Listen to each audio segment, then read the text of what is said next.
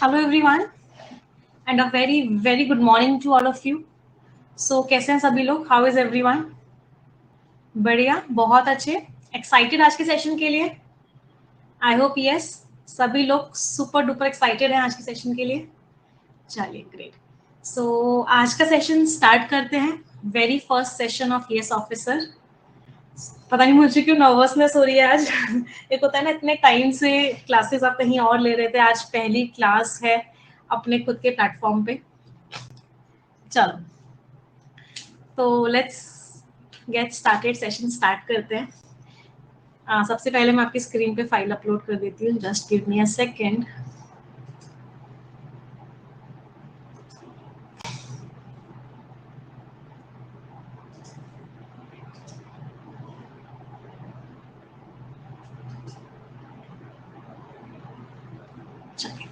तो बेसिकली आज का ये जो सेशन है, ये ओरिएंटेशन सेशन है आपके परफेक्शन प्रो का, जहाँ पे मैं आपको सारी की सारी डिटेल्स बताने वाली हूँ और फिर हम कुछ क्वेश्चंस भी करेंगे. पहली चीज तो ये, जिन लोगों को स्क्रीन छोटी लग रही है, आपके स्क्रीन के कॉर्नर पे एक एरो आ रहा होगा. उस एरो को आप क्या करेंगे, उस एरो को क्लिक करेंगे तो क्या होगा, आपकी स्क्रीन बड़ी हो जाएगी. ठीक है. दूसरी चीज, इको कर रहा है, प्रॉब्लम्स हो रही है. एक बार आज का ये सेशन हो जाने दो. एक्चुअली आज 2 अक्टूबर है, तो गांधी जयंती है, तो टेक्निकल टीम काम नहीं कर रही है. मैंने टेक्निकल टीम को बोला था, इनफैक्ट टेक्निकल टीम ने ही मुझे बोला था कि मैम आपकी पहली क्लास होगी, हम पूरे टाइम क्लास में रहेंगे, जो जो बच्चे प्रॉब्लम्स बताएंगे हम उनको ठीक करते हुए चलेंगे. लेकिन प्लीज पहली क्लास 2 अक्टूबर को मत लो, क्योंकि हम सभी लोग लीव पर होंगे, ऑफ होगा हमारा. उन्होंने मुझे बोला था कि 3 अक्टूबर से क्लास स्टार्ट कर देना, बट मुझे लगा कि एक एक दिन बहुत इंपॉर्टेंट है, तो इसीलिए आज क्लास हम कर रहे हैं. आज थोड़े थोड़े इश्यूज अगर होते हैं तो प्लीज बी टॉलरेंट. वो इश्यूज होंगे, हम उनको नोट डाउन कर लेंगे. कल जो 3 अक्टूबर वाली क्लास होगी उसमें टेक्निकल टीम भी साथ में क्लास में होगी, तो जो जो इश्यूज होंगे हम तब बताते हुए चलेंगे. अभी हम पूरा का पूरा फोकस जो करते हैं वो क्लास पर करते हैं. पूरा का पूरा focus, complete focus on the session. ठीक है, चलो तो स्टार्ट करें आज का session. Great, let's get started. तो बेसिकली करने क्या वाले हैं, हम परफेक्शन प्रो स्टार्ट कर रहे हैं हम यस ऑफिसर पे सबसे पहले तो. और हम बहुत सारी चीजें इसमें सीखने वाले हैं, बहुत सारे चेंजेस हैं जो परफेक्शन प्रो में हैं. तो सबसे पहले तो बहुत सारी चीजें मैं आप लोगों को बताती हूँ. हम ये जो बैच स्टार्ट कर रहे हैं, इसमें हमारे 3 टारगेट्स हैं. कौन कौन से 3 टारगेट्स हैं हमारे?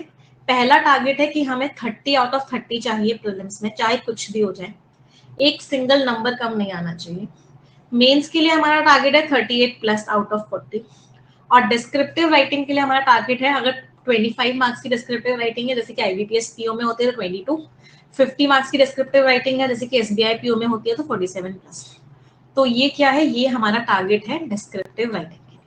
ठीक है, चलो अब इन टारगेट्स को अचीव हमें कैसे करना है, कुछ चीजें हैं जो मैं आज आपको बता रही हूँ, और मैं आप लोगों से एक्सपेक्ट करती हूँ कि आप इस चीज को आखिरी दिन तक, जब तक आपके पास ऑफर लेटर नहीं आता, उस दिन तक फॉलो करोगे. क्या मैं एक्सपेक्ट कर सकती हूँ सभी लोगों से कि आप उस चीज को फॉलो करोगे? पहली चीज, सबसे पहले सभी लोग अपनी नोटबुक्स में लिखेंगे आप जिस भी एग्जामिनेशन को टारगेट कर रहे हो. फॉर एग्जाम्पल आप एसबीआई पीओ टारगेट कर रहे हो, फॉर एग्जाम्पल आप कैट टारगेट कर रहे हो, फॉर एग्जाम्पल आप आईबीपीएस पीओ टारगेट कर रहे हो, आप जिस भी एग्जाम को टारगेट कर रहे हो, आरबीआई असिस्टेंट टारगेट कर रहे हो, आरबीआई ग्रेड बी टारगेट कर रहे हो, जिस भी एग्जामिनेशन को आप टारगेट कर रहे हो, एसएससी सीजीएल टारगेट कर रहे हो, कोई भी एग्जाम आप टारगेट कर रहे हो, सबसे पहले आप अपनी कॉपीज में लिखोगे कि ये दुनिया का इजीएस्ट एग्जाम है. It is world's easiest paper. और इसको लिखना ही नहीं है, इस चीज को क्या करना है, इस चीज को फील करना है. So you have to feel it कि ये जो मेरा एग्जामिनेशन है, ये दुनिया का सबसे इजी पेपर है. पहली चीज. दूसरी चीज जो आप अपनी कॉपीज में लिखोगे, बड़ा बड़ा लिखोगे, and that is nothing can stop me. कोई भी ऐसी चीज नहीं है जो मुझे रोक दे, ऐसी कोई चीज बनी ही नहीं है. Nothing can stop me from getting my dream job. कोई भी चीज मुझे मेरी ड्रीम जॉब पाने से रोक नहीं सकती. Stop me from getting my dream job. तो ये दो चीजें सभी को क्या करनी है, लिखनी है अपनी कॉपीज में। यस, चलो आगे बढ़ते हैं। अगली चीज क्या करनी है हमको, अगली चीज है कि मुझे आप सभी लोगों से 5 चीजें चाहिए इस बैच को स्टार्ट करने से पहले। तो वो 5 कौन कौन सी चीजें चाहिए मुझे आप सभी से। पहली चीज जो मुझे चाहिए आप सभी से, दैट इज प्लानिंग। मैं चाहती हूं कि आपका हर एक दिन, आप अपनी तैयारी कर रहे हो एग्जामिनेशन की, हर एक दिन क्या हो, प्रॉपरली प्लान हो। एक सेकंड, मैं थोड़ी सेटिंग्स चेंज कर देती हूँ क्योंकि ना, 1 मिनट दीजिएगा मुझे।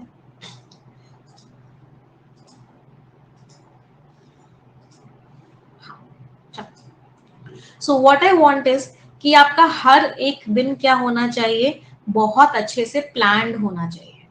क्या मैं एक्सपेक्ट कर सकती हूँ कि सबसे पहला काम जो आप सुबह उठ के करोगे वो अपनी टू डू लिस्ट बनाओगे। रात को सोने से पहले सभी लोग अपनी टू डू लिस्ट को चेक करेंगे कि हमने कितना परसेंटेज इसको पूरा किया है, और उस टू डू लिस्ट के बगल में लिखेंगे आपने कितना परसेंटेज उसको पूरा किया है। क्या मैं सभी लोगों से एक्सपेक्ट कर सकती हूँ? मुझे ये 5 चीजें चाहिए ही चाहिए, तभी आपको इस कोर्स का फायदा होगा। चलो, दूसरी चीज जो मुझे आप सभी से चाहिए, दैट इज परसिवियरेंस। परसिवियरेंस का मतलब क्या है, जो आप काम रोज करते हो, फॉर एग्जाम्पल आप एडिटोरियल में आते हो, आप परफेक्शन करते हो, आप 10 पजल सॉल्व करते हो, 10 DI रोज सॉल्व करते हो, प्रैक्टिस करते हो, जो भी आप चीजें करते हो उसमें एक सिंगल डे का भी ब्रेक नहीं होना चाहिए। No break at all. जैसे ब्रश करने में ब्रेक नहीं होता है, नहाने में ब्रेक नहीं होता है, ऐसे ही आपके अंदर इतनी रेगुलरिटी होनी चाहिए कि एक छोटा सा भी ब्रेक ना लगे। That is perseverance is very very very important. तीसरी चीज जो मुझे आपसे चाहिए, that is patience. पेशेंस बहुत जरूरी है। मैम 2 दिन हो गए परफेक्शन में आते हुए, कुछ नहीं हो रहा। मैम 10 दिन हो गए, मॉक टेस्ट में फुल नंबर नहीं आ रहे। नहीं, Rome was not built in a day. Means patience is very very very important. Patience रखना होगा, अपने ऊपर विश्वास रखना होगा, चीजों को रेगुलरली करना होगा। Fourth thing is practice. क्या सभी को पता है कि मैं आप लोगों को डेली चेकलिस्ट देती थी पहले। अब क्योंकि यस ऑफिसर अपना खुद का है, तो एक नई चीज हम कर रहे हैं, एंड दैट इज वो चेकलिस्ट आप लोगों को हम क्विज के फॉर्म में देंगे। मतलब आप उसको टाइमर के साथ कर सकते हैं, अपनी रैंक चेक कर सकते हैं, अपनी नेगेटिव मार्किंग चेक कर सकते हैं, पॉजिटिव मार्किंग, नेगेटिव मार्किंग, ये सब देख सकते हैं। तो जो मैं आप लोगों को 10 क्वेश्चंस रोज प्री के दूंगी और 10 क्वेश्चंस रोज मेंस के दूंगी, इंग्लिश क्विज करके आपको एक पूरा सेक्शन मिलेगा, आपको रोज करने हैं वो सॉल्व। आप लोगों का डेटा मेरे पास आता रहेगा बैकएंड से कि आज कितने बच्चों ने सॉल्व किया, कितने मार्क्स आए किस किस बच्चे के, बच्चे में इंप्रूवमेंट हो रहा है या बच्चा नीचे की तरफ आ रहा है, आपका पूरा डेटा मेरे पास आएगा। बट उसके लिए मैं क्या चाहूंगी कि आप ये 10 क्वेश्चन प्री के और 10 क्वेश्चन मेंस के रोज सॉल्व करें वहां की चेकलिस्ट से क्विज। बिल्कुल मॉक टेस्ट की तरह होगा, जिसमें बहुत सारे बच्चे कॉम्पीट करेंगे। फिफ्थ थिंग जो मुझे आप सभी से चाहिए, and that is what, and that is positive attitude. कितनी भी मेहनत कर लो, लेकिन अगर मन में खराब चीजें हैं ना कि मैम पैराजंबल तो होता ही नहीं है, मैम हम तो हिंदी मीडियम बैकग्राउंड के, इंग्लिश तो हमारे लिए फारसी बराबर है, अगर ये एटीट्यूड रहेगा कितना भी कर लो नहीं आगे बढ़ पाओगे। सबसे पहली चीज तो रोज अपने मन को बोलना है। क्या बोलना है रोज? English is a very easy language. बहुत इजी है, मैं आसानी से कर लूंगा, मैं इतनी मेहनत कर रहा हूं तो मेरे कर्मों का फल तो मुझे मिलेगा ना। ऐसा हो ही नहीं सकता कि मेरे कर्म का फल मुझे ना मिले। तो इस तरह की अपने आप से पॉजिटिव बातें रेगुलरली करनी है। एक छोटा सा नेगेटिव डाउट आए, कोई लाने की कोशिश भी करे, तो क्या होना है, दूर हो जाना है उस सारी की सारी नेगेटिविटी से। सिर्फ और सिर्फ पॉजिटिव बातें ही होनी चाहिए। तो क्या मैं एक्सपेक्ट कर सकती हूँ कि ये 5 पॉइंट्स सभी लोग मेंटेन करेंगे इस परफेक्शन प्रो में? तो अगले पी, दैट इज परफेक्शन के लिए ये 5 पीस बहुत जरूरी है। तो क्या सभी लोग मुझे ये 5 पीस बोल सकते हैं कि हाँ जी मैम हमें पांचों फीस उस दिन तक फॉलो करेंगे जिस दिन तक हमारा ऑफर लेटर नहीं आ जाता। Yes my champions, great. चलो अब आगे बढ़ते हैं, अगली चीज पे आते हैं। अब पहली चीज, क्योंकि परफेक्शन आज स्टार्ट हो रहा है, बहुत सारे बच्चों के मन में बहुत सारे डाउट्स होते हैं, तो मैंने सारे क्वेश्चंस आपके लिख लिए हैं जो जो आपके मन में डाउट्स होते हैं। अभी मैं एक बार उन सारे क्वेश्चंस का आंसर दे रही हूँ, फिर हम पूरा कंप्लीट फोकस अपनी पढ़ाई पे ही करेंगे। तो एक एक करके सारे के सारे पॉइंट्स का आंसर दे रही हूँ, एंड आई होप आप सबके सारे क्वेश्चंस का आंसर आपको मिल जाएगा। तो पहला क्वेश्चन बच्चों का आता है, how to make English strong. इस क्वेश्चन का आंसर कि इंग्लिश कैसे स्ट्रॉन्ग बनाया जाए। सबसे पहली चीज आपको इस बात को समझना पड़ेगा कि जो इंग्लिश है वो क्या है। इंग्लिश जो है एक लैंग्वेज है। लैंग्वेज का मतलब क्या होता है, हम उसको जितना अप्लाई करेंगे, जितना रीड करेंगे, जितना सुनेंगे, जितना बोलेंगे, जितना प्रैक्टिस करेंगे, उतना ही हमारी लैंग्वेज स्ट्रांग होगी। तो अगर आपको इंग्लिश स्ट्रांग बनानी है तो दो चीजें हैं जिसको आपको एक लत बनानी पड़ेगी, दो चीजें हैं जिसको आपको एक हैबिट बनानी पड़ेगी। पहली चीज क्या है, पहली चीज है द हिंदू एडिटोरियल।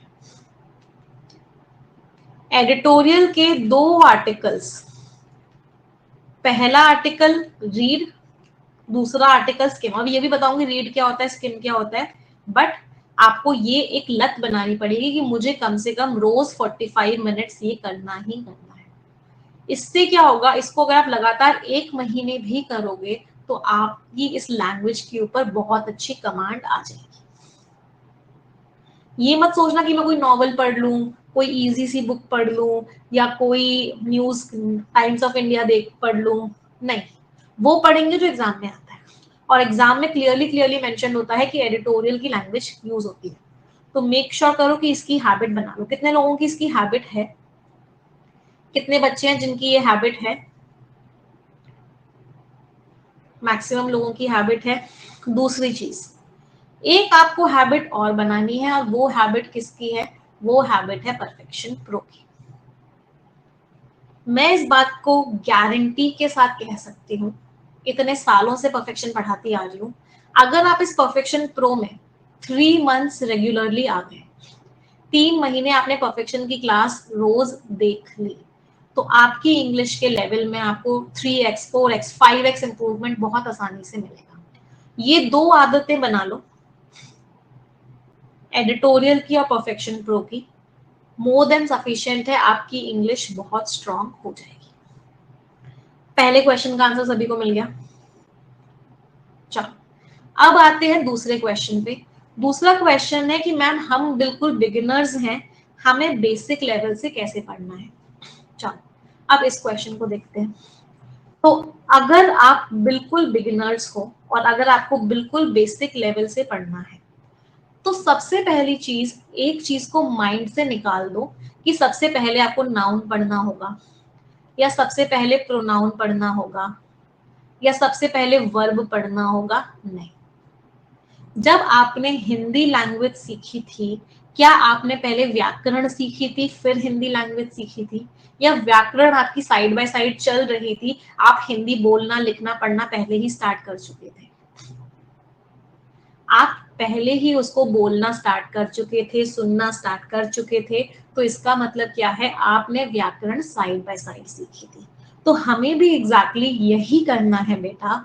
हमें बेसिक से इंग्लिश कैसे सीखनी है, हमें बेसिक से इंग्लिश सीखनी है एप्लीकेशन से।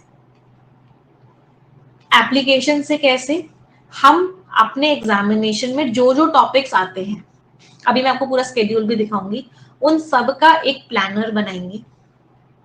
जो जो टॉपिक्स आते हैं आपके व्याकरण आपके एग्जाम में, उस सब का एक प्लानर बनाएंगे। उस हर एक टॉपिक को बेसिक लेवल से लेंगे, एडवांस लेवल तक लेके जाएंगे। तो we'll take that topic from basic level and we will move towards advance level, पहली चीज। दूसरी चीज, हम रोज क्लास में 20 मिनट ग्रामर पढ़ेंगे, रोज क्लास में हम 20 मिनट ग्रामर पढ़ेंगे, 20 मिनट हम वोकैबुलरी पढ़ेंगे। तो इस तरीके से हम इस पूरे के पूरे कोर्स को चलाएंगे। तो अब बात आती है कि मैम हमें पूरा पूरा क्या करना है और इतना टाइम हम कैसे मैनेज करेंगे मैम, ये क्वेश्चन भी आ रहा है सबके मन में, मैम टाइम कैसे मैनेज करेंगे। तो अब ध्यान से देखना आपको करना क्या है। अगर आप बिल्कुल बेसिक से एडवांस लेवल पे इंग्लिश में जाना चाहते हो, आपको मैं 40 मिनट इंग्लिश का एप्लीकेशन करवाऊंगी, जहां पे मैं आपको पैसेज समझाऊंगी, उनको तरीका समझाऊंगी, सारी चीजें। 20 मिनट आप लोगों को ग्रामर पढ़ाई जाएगी एवरी डे। अगले 20 मिनट आप सभी को वोकैबुलरी पढ़ाई जाएगी। 10 मिनट आप लोगों को प्रीलिम्स का मॉक टेस्ट देना है रोज, प्रीलिम्स का जो क्विज है, प्रीलिम्स वाली चेकलिस्ट है वो देना है। 15 मिनट आप लोगों को मेंस वाली चेकलिस्ट देनी है, मेंस वाला जो क्विज है वो देना है। तो आपको इंग्लिश के ऊपर यस ऑफिसर एप्लीकेशन पे इतना टाइम रोज स्पेंड करना है। तो ये कितना हो गया, 1 hour 20 minutes, 1 hour 30 minutes and 1 hour 45 minutes।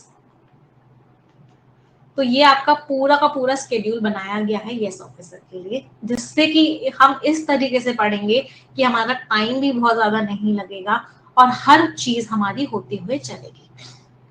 कोई परेशानी, मजा आ रहा है एक चीजों को समझने में? सारे क्वेश्चंस का आंसर मैं दूंगी। आज पहली ओरिएंटेशन क्लास है, मैं नहीं चाहती कि जब हम कल से जब हम पढ़ाई स्टार्ट करें तो कहीं भी कोई दिक्कत आए। चलो अगला क्वेश्चन, मैम हिंदी मीडियम वाले बच्चों के लिए स्पेशल स्ट्रैटेजी क्या है, या बाकी मीडियम के जो बच्चे हैं जो इंग्लिश मीडियम के नहीं है, हिंदी मीडियम के हैं, वो लोग कैसे तैयारी करेंगे? बहुत सारे बच्चों का क्वेश्चन होगा ये भी। तो हिंदी मीडियम वाले बच्चों को बेसिकली क्या करना है, हिंदी मीडियम वाले बच्चों की दो जगह प्रॉब्लम होती है। एक प्रॉब्लम होती है वोकैबुलरी की, कि उनको बहुत सारे वर्ड्स का मीनिंग नहीं पता होता है, और दूसरी प्रॉब्लम जो होती है हिंदी मीडियम वाले बच्चों की वो होती है ग्रामर की। एक प्रॉब्लम होती है ग्रामर की, उनको ये नहीं समझ में आता कि नाउन क्या है या प्रोनाउन क्या है या वर्ब क्या है और कैसे हम सेंटेंसेस को कनेक्ट करते हैं। दो प्रॉब्लम्स होती हैं। तो वोकैबुलरी को तो मैंने आपको बता दिया कि हम रोज 20 मिनट करेंगे। ग्रामर के लिए जो बच्चे बिल्कुल बेसिक से पढ़ना चाहते हैं उन सभी बच्चों के लिए मैंने ग्रामर ग्रंथ कोर्स रखा है, इसमें देखा है सभी लोगों ने, जिसकी जो क्लास है वो एवरी सैटरडे को होगी, जहां पे मैं आप लोगों को ग्रामर बिल्कुल 0 लेवल से पढ़ाने वाली हूँ। तो जो बच्चे जिन्होंने आज तक कभी भी इंग्लिश नहीं पढ़ी है या बिल्कुल प्रॉपर हिंदी मीडियम से हैं, उनको परफेक्शन के साथ ये सैटरडे वाले कोर्स को भी अटेंड करना है। क्लियर सभी को? चौथी बात आती है कि मैम हम चाहते हैं कि आप वीक में एक बार एक मॉक टेस्ट का एनालिसिस भी करो। तो अभी तक मैं आप लोगों के लिए क्या करती थी बेटा, आप लोगों को याद होगा, एवरी फ्राइडे हम परफेक्शन में एक मॉक टेस्ट करते थे, जहां पे मैं आप लोगों को मॉक टेस्ट सामने की सामने सॉल्व करने के लिए देती थी, आप सॉल्व करते थे और फिर उसको हम एनालाइज करते थे। याद आ रहा है? अब इसमें हमने एक छोटा सा चेंज किया है और मुझे बताना कि ये चेंज आप लोगों को कैसा लगा। चेंज हमने ये किया है क्योंकि अब हमारा अपना खुद का प्लेटफॉर्म है, इसीलिए आप लोगों को मैं जो मॉक टेस्ट फ्राइडे को डिस्कस करूंगी उस मॉक टेस्ट को आप लोगों को मॉक टेस्ट के फॉर्म में ही दूंगी। तो आपको हमारी एप्लीकेशन पे हर फ्राइडे के सुबह 8 बजे एक मॉक टेस्ट मिलेगा टाइमर के साथ, जिसको सारे बच्चे देंगे। उसका स्कोर मेरे पास आ जाएगा, आप लोगों की कंप्लीट रिपोर्ट आ जाएगी मेरे पास 8:45 बजे तक। आप लोगों को टाइम दिया जाएगा, प्रीलिम्स का होगा तो 20 मिनट का टाइम दिया जाएगा, मेंस का होगा तो 40 मिनट का टाइम दिया जाएगा। तो 8:45 AM तक आप लोगों की कंप्लीट रिपोर्ट मेरे पास आ जाएगी कि आप लोगों का मॉक टेस्ट कैसा गया है सभी के। उस रिपोर्ट को मैं थोड़ा सा एनालाइज करूंगी 10 to 15 मिनट्स, और फिर उसका आपको कंप्लीट एनालिसिस मिलेगा 9 AM वाली क्लास में। तो आप लोग पूरा का पूरा मॉक टेस्ट की तरह ही दोगे, बिल्कुल ऐसे ही दोगे जैसे रियल टाइम एग्जाम चल रहा है, और उसके बाद हम उस मॉक टेस्ट को पूरा का पूरा एनालाइज करेंगे 9 AM। एक फ्राइडे प्री का करेंगे, दूसरे फ्राइडे मेंस का करेंगे, फिर प्री का करेंगे, फिर मेंस का करेंगे। तो इस तरीके से आपके मॉक टेस्ट होंगे एवरी वीक। क्लियर सभी को? समझ मजा आ रहा है? बहुत अच्छे से पढ़ाई होगी अब। मतलब एक एक मिनट का यूटिलाइजेशन होगा, एक एक सेकंड का यूटिलाइजेशन होगा। जो प्रॉब्लम्स पहले हुआ करती थी, अब उनमें से एक इतनी सी प्रॉब्लम भी नहीं होगी। चलो आगे बढ़ते हैं, अगले क्वेश्चन पर आते हैं। अगला क्वेश्चन जो बहुत सारे बच्चों का है वो ये है कि मैम वोकैबुलरी को कैसे इंप्रूव करना है। आप परफेक्शन में क्वेश्चंस लेते हो, नए नए वर्ड्स आते हैं, हमें उनका मीनिंग ही नहीं पता होता है। तो वोकैबुलरी को इंप्रूव करने की एक चीज तो मैंने आप लोगों को बता दी है। वो चीज क्या बताई है कि आप लोगों को 20 मिनट में रोज वोकैबुलरी पढ़ाऊंगी। एक चीज मैंने आप लोगों को और बताई थी कुछ टाइम पहले, बट यस ऑफिसर को बनाने के चक्कर में मुझे टाइम नहीं मिला था, वो थी निमोनिक्स वाली चीज। 5 मिनट में आप लोगों को रोज 6 से 7 वर्ड्स ऐसे याद करा दूंगी कि आपको जिंदगी भर के लिए याद हो जाएंगे, जिसको हम बोलते हैं निमोनिक्स की हेल्प से। निमोनिक्स की हेल्प से वो मैं आपको वीडियो में ही बताऊंगी बहुत अच्छे से। फॉर एग्जाम्पल एक्सटरपेट, एक्सटरपेट का मीनिंग क्या होता है? किसी चीज को कम करना। तो उसको याद कैसे कर सकते हो? एक्स्ट्रा पेट क्या करना है? कम करना है। तो इस तरीके से एक स्ट्रैटेजी, एक ट्रिक सी बना के उस वोकैबुलरी का वर्ड याद करवाया जाएगा। तो ये आपको रोज एक शॉर्ट की फॉर्म में मिल जाएगा और इसकी आपको थ्योरी भी मिल जाएगी। Yes officer. तीसरी चीज, वोकैबुलरी के लिए देखो, मैं जितनी वोकैबुलरी आपको बता दूं, बट एक लिमिट है कि मैं आपको 10 वर्ड्स ही बता पाऊंगी या 15 वर्ड्स ही बता पाऊंगी या 20 से 25 वर्ड्स ही बता पाऊंगी। वोकैबुलरी को सबसे इंप्रूव करने का तरीका होता है रीडिंग। तो जितने लोगों के पास वोकैब प्रोडिजी की बुक है, हाँ, मुझे आप लोगों से एक ये वादा भी चाहिए कि आप इसको 20 से 25 मिनट रोज रीड करोगे। तो रात के टाइम सोने से पहले, और इसको रटना नहीं है, ऐसे मत सोचना रटना है नहीं, सिर्फ प्यार से एंजॉय करते हुए रीड करना है। तो इसको रीड करोगे वोकैब प्रोडिजी को 20 से 25 मिनट रोज, तो इससे क्या होगा? इससे आपकी वोकैबुलरी इंप्रूव होते हुए चली जाएगी। तो आपको बस बेसिकली ये 3 चीजें करनी होंगी वोकैबुलरी के लिए। क्लियर? चलो आगे बढ़ते हैं, अगले क्वेश्चन पे आते हैं। अगला क्वेश्चन है रीडिंग और स्किमिंग स्पीड को कैसे इंप्रूव करना है। रीडिंग और स्किमिंग स्पीड के लिए तरीका क्या है? रीडिंग और स्किमिंग स्पीड के लिए एक सिंपल सा तरीका है हैबिट, रेगुलरिटी। वो रेगुलरिटी एडिटोरियल की क्लास में आते हो, एडिटोरियल की क्लास में हम रोज एक आर्टिकल रीड करते हैं द हिंदू का, और एक आर्टिकल हम स्किम करते हैं। इसको लगातार करोगे 20 से 25 मिनट, 20 से 25 दिन भी अगर इसको लगातार कर लोगे तो रीडिंग और स्किमिंग स्पीड अपने आप इंप्रूव हो जाएगी। बेसिकली तरीका वही है, जिस चीज को अच्छा बनाना उस चीज को ज्यादा से ज्यादा करना है। तो जो एडिटोरियल की क्लास होती है आपकी 7 AM regularly Nimisha Bansal YouTube channel पे, उसको एक आदत बना लो। रीडिंग और स्किमिंग आपकी दोनों की दोनों इंप्रूव हो जाएंगी। स्किमिंग नहीं होती है, प्रैक्टिस से होगी। मैं परफेक्शन में भी बहुत सारी स्किमिंग कराऊंगी, so don't worry at all, बिल्कुल भी परेशान मत हो। अगला क्वेश्चन जो आप में से बहुत सारे बच्चों का है कि मैम मॉक टेस्ट में मार्क्स कैसे इंप्रूव होंगे, how to score better in mocks. इस क्वेश्चन का क्या आंसर है? मॉक टेस्ट में मार्क्स स्कोर तब होंगे जब हमारी प्रैक्टिस बहुत अच्छी होगी। तो प्रैक्टिस बहुत अच्छी के लिए हमको क्या करने की जरूरत है? एक तो आपको डेली क्विज देना है, जो मैं आपको एप्लीकेशन पे दे रही हूँ रोज। 10 मिनट प्रीलिम्स का क्विज, 15 मिनट प्रीलिम्स का क्विज। एवरी फ्राइडे आपको इस एप्लीकेशन में जो मॉक टेस्ट मिलेगा वो रेगुलरली करना है। परफेक्शन की क्लास में रेगुलरली करना है। अभी स्टार्टिंग 1 मंथ अपने आप से बहुत ज्यादा एक्सपेक्ट नहीं करना है। 1 महीने इन तीनों चीजों को लगातार करो, मॉक टेस्ट में अपने आप इम्प्रूवमेंट हो जाएगा, भर भर के इम्प्रूवमेंट हो जाएगा मॉक टेस्ट में। बट ये क्विज वाली चीज, ये फ्राइडे वाले मॉक टेस्ट वाली चीज और रेगुलर परफेक्शन क्लास, इसको आप रेगुलरली करेंगे। क्लियर? आज सारे क्वेश्चंस का आंसर मिल रहा है, जो जो क्वेश्चंस अभी तक बने हुए थे इंग्लिश को लेके। अगला है ग्रामर और एरर डिटेक्शन को कैसे प्रिपेयर करना है। आ जाते हैं क्वेश्चन नंबर 7 पे सभी के लिए, सॉरी क्वेश्चन नंबर 8 पे इनफैक्ट। सबसे पहले तो जो मैंने बताया, जो बच्चे बहुत बिल्कुल ही हिंदी मीडियम बैकग्राउंड से, ग्रामर बिल्कुल भी नहीं आती है, उन बच्चों को तो फाउंडेशन वाला कोर्स लेना पड़ेगा ग्रामर का, जो एवरी सैटरडे होगा। जिन बच्चों को ग्रामर थोड़ी बहुत आती है, कभी पढ़ी है थोड़ी बहुत ग्रामर, वो बच्चे क्या करेंगे? 120 रूल्स ऑफ ग्रामर की वीडियो देखेंगे, यूट्यूब चैनल पे आपको मिल जाएगी। और जो मैं 20 मिनट्स रोज परफेक्शन में आपको ग्रामर करवाऊंगी, 20 मिनट्स आपको रेगुलरली ग्रामर मिलेगी परफेक्शन में, वहां पे मैं 120 रूल्स ऑफ ग्रामर से ही ग्रामर करवाऊंगी, तो 120 रूल्स ऑफ ग्रामर में आपको इनडायरेक्टली पढ़ा भी दूंगी परफेक्शन में। तो इससे क्या होगा, 120 रूल्स ऑफ ग्रामर आपको मैं सारे पढ़ा दूंगी 5-5 रूल्स करके, जो 20 मिनट ये जो होगा, और फाउंडेशन वाले जो बच्चे हैं वो इसको देख लेंगे। तो जो बिल्कुल बेसिक से पढ़ना चाहते हैं वो सैटरडे वाला कोर्स देखेंगे, और 120 रूल्स ऑफ ग्रामर तो मैं आपको कंप्लीट कवर करवा दूंगी रोज 20-20 मिनट। तो यहाँ से क्या होगा, यहाँ से आपकी कंप्लीट ग्रामर भी कवर हो जाएगी। अगली चीज पे आते हैं, अगला और आखिरी सवाल क्या है, एक्यूरेसी और स्पीड कैसे बढ़ेगी। मैम आंसर्स मैक्सिमम गलत हो जाते हैं, आंसर्स कर तो देते हैं बट गलत हो जाते हैं। एक्यूरेसी के लिए क्या तरीका है, एक्यूरेसी कब सही होगी, एक ही तरीका है, जब आपको आपके आंसर पे कॉन्फिडेंस होगा। आंसर पे कॉन्फिडेंस कब होगा, आंसर पे कॉन्फिडेंस तब होगा जब आपने उस पैटर्न को बहुत सारा प्रैक्टिस किया होगा। वो पैटर्न आपको प्रैक्टिस में कहाँ मिलेगा, वो पैटर्न आपको प्रैक्टिस में परफेक्शन में करवाऊंगी। तो बात यही है, परफेक्शन में आओ, ज्यादा से ज्यादा प्रैक्टिस करो तो कॉन्फिडेंस बढ़ेगा, कॉन्फिडेंस बढ़ेगा तो एक्यूरेसी आएगी। दूसरी चीज, मैम स्पीड कब बढ़ेगी, स्पीड पे अभी फोकस नहीं करना है, क्योंकि अगर पहले ही स्पीड पे फोकस कर लिया तो एक्यूरेसी कभी नहीं आएगी।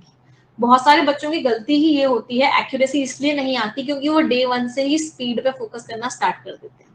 आप गाड़ी चलाना सीख रहे हो, पहले दिन ही तेज चलाने की कोशिश करोगे तो कभी गाड़ी नहीं चला पाओगे तेज।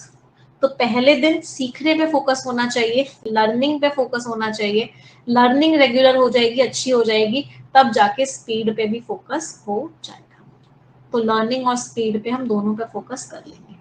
अब 2-3 क्वेश्चंस बच्चों के एक्स्ट्रा और हैं जो मैं मुझे कमेंट सेक्शन में दिख रहे हैं, वो देखते हैं। मैम प्री और मेंस की तैयारी का क्या करना है, पहले प्री करना है या मेंस करना है। तो इस बात को बेटा याद रखो, बहुत अच्छे से याद रखो कि प्री की तैयारी पहले नहीं करते हैं। अगर आप प्री की तैयारी करोगे तो चांसेस है कि प्री भी नहीं निकलेगा, लेकिन अगर आप प्री और मेंस दोनों की तैयारी साथ में करोगे, प्री भी निकलेगा और मेंस भी निकलेगा। तो हमारी जो स्ट्रैटेजी है वो शॉर्ट टर्म नहीं होनी चाहिए, हमारी स्ट्रैटेजी कैसी होनी चाहिए, लॉन्ग टर्म, कि हम प्री और मेंस दोनों की तैयारी करेंगे। इसका मतलब क्या है, हम एक एक टॉपिक को उठाएंगे, जैसे कि आप लोगों ने स्केड्यूल देखा होगा, पहला टॉपिक हमने उठाया जो कि सबसे इंपॉर्टेंट टॉपिक होता है, दैट इज रीडिंग कॉम्प्रीहेंशन। अब इस रीडिंग कॉम्प्रीहेंशन में हम प्री भी करेंगे, प्री से मॉडरेट भी करेंगे, मेंस भी करेंगे, मेंस का एडवांस लेवल भी करेंगे। तो एक एक टॉपिक उठाते हुए जाएंगे और उस टॉपिक को बिल्कुल बेसिक से लेकर बिल्कुल एडवांस लेवल तक पहुंचाएंगे। तो इस तरीके से हम प्री और मेंस दोनों की साथ में तैयारी करेंगे। एक और सवाल बच्चों का आ रहा है कि मैम डिस्क्रिप्टिव राइटिंग के लिए क्या करेंगे। देखो डिस्क्रिप्टिव राइटिंग में आपका एसे आएगा और एक आपका लेटर आएगा। तो जो बच्चे द हिंदू में आते हैं उन लोगों को पता होगा कि मैं आप लोगों को एक पीडीएफ दे रही हूँ जहाँ पे रोज एक एसे भी होता है और रोज एक लेटर भी होता है। तो वहां से आप उस चीज को रेगुलरली रीड करोगे, तो इससे क्या होगा, आपकी रीडिंग स्किल्स अच्छी होंगी, आपको कंटेंट मिलना स्टार्ट हो जाएगा कि किस तरीके से डिस्क्रिप्टिव राइटिंग का पेपर करते हैं।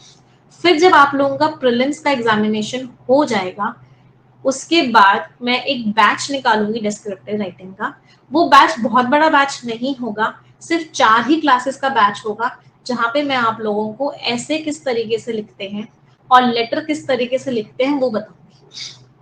तो इससे आपको लिखना आ जाएगा, फिर आपको रेगुलरली एक लेटर और एक ऐसे रोज मिला करेगा, आपको उसको पढ़ना है और फिर उसको लिखना स्टार्ट करना है। इस बैच को मैं विद इन अ मंथ आपका लॉन्च कर दूंगी, डोंट वरी आप, बिल्कुल परेशान मत होइए। हो गए सारे डाउट्स क्लियर एवरीवन। चलो अब आगे बढ़े, चलिए आगे बढ़ते हैं, अगली बात पे आते हैं। डेली स्टेटस चेक के बारे में मैंने आपको बता दिया, 10 क्वेश्चन हम प्रीलिम्स लेवल के करेंगे रोज, 10 क्वेश्चन हम मेंस लेवल के करेंगे रोज। अगली बात वीकली मॉक टेस्ट करेंगे, जो मैंने आपको बता दिया, फ्राइडे को मॉक टेस्ट होगा, 8 बजे आपको ऐप पे मॉक टेस्ट मिलेगा और फिर हम उसे 9 बजे क्लास में उसका एनालिसिस करेंगे। Speed variations depending on the level. अच्छा एक चीज और जो मैं आप सभी लोगों से चाहती हूँ, और वो चीज क्या है, जिन लोगों को बहुत टाइम हो गया परफेक्शन में आते हुए, या जिन लोगों को लगता है कि मेरा बहुत अच्छा हो गया है परफेक्शन, या इंग्लिश में बहुत अच्छे मार्क्स आना स्टार्ट हो गए हैं, वो बच्चे क्या करेंगे, उन बच्चों के लिए एक चीज है जो है थोड़ा सा ना टाइम सेविंग मोड पे जाएंगे। वो बच्चे इस क्लास को 2x स्पीड पे देखना स्टार्ट करेंगे। लेकिन 2x स्पीड पे कब देख पाओगे, जब रिकॉर्डेड देखोगे। तो वो बच्चे जो बहुत अच्छे लेवल पे पहुंच चुके हैं परफेक्शन में आते आते, वो बच्चे कुछ टाइम बाद इस क्लास को रिकॉर्डेड देखना स्टार्ट करेंगे, और वो भी किस स्पीड पे, 2x की स्पीड पे या 1.5x की स्पीड पे, जिससे कि क्या हो सके, आपका टाइम सेव हो सके। जो आपको क्वेश्चन नहीं हो खुद से, उसी को पॉज करके देख लिया मेरा क्या एक्सप्लेनेशन है। जो आपका क्वेश्चन खुद से हो गया है, आगे बढ़ गए। ठीक है, चलो अगली चीज, टाइम डिविजन मैंने आप लोगों को बता ही दिया। 20 minutes vocabulary, 20 minutes grammar, 40 minute question solving, 10 minute prelims quiz, 15 minute mains quiz, और ग्रामर के लिए 20 मिनट्स प्रैक्टिस क्लास होगी एवरी डे, फाउंडेशन क्लास होगी एवरी सैटरडे। तो सभी को स्केड्यूल दिख रहा है स्क्रीन पे। So this is the complete schedule of October 2023। करना क्या है बेसिकली,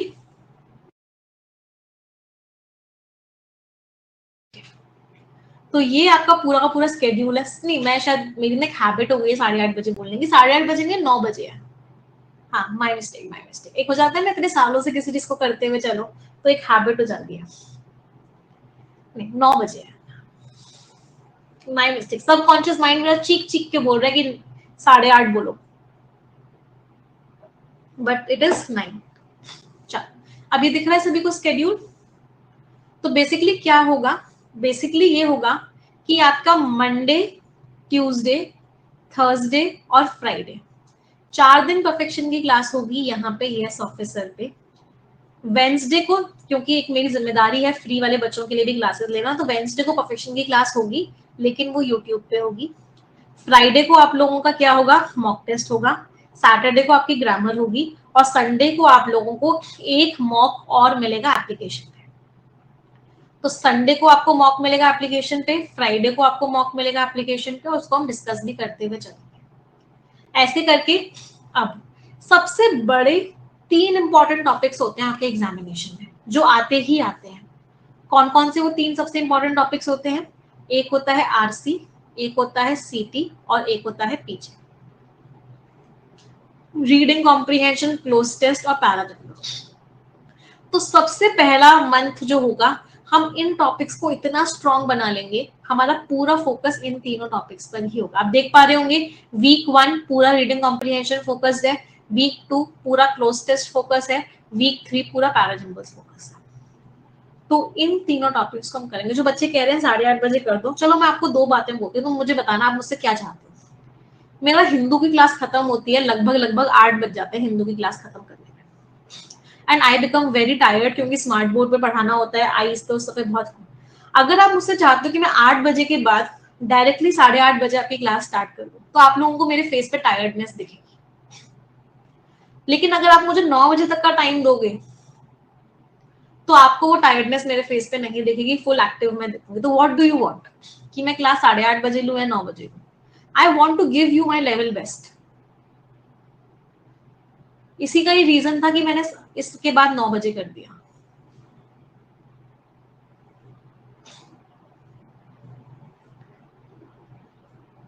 चले, तो this is the complete schedule. इसके बाद कोई परेशानी किसी को, एनीवन? अब बात आती है, एक कमिटमेंट और चाहिए मुझे आपसे, आखिरी बात है, फिर हम पढ़ाई स्टार्ट कर रहे हैं। And the last thing that I want from all of you is कि आप सभी लोग मुझे डेली ये बताएंगे कि आपने परफेक्शन की क्लास, अगर किसी दिन आप मिस करते हो तो क्यों मिस करिए। किसी दिन मेरे एंड से कोई इमरजेंसी होती है, परफेक्शन की क्लास नहीं हो पाती है, मैं आपको बताऊंगी कि आज परफेक्शन की क्लास इस वजह से नहीं हो पाई है। अगर आप किसी दिन किसी भी वजह से परफेक्शन की क्लास मिस करते हो, तो आप मुझे बताओगे कि मैम हमारी क्लास इस वजह से नहीं हो पाई है।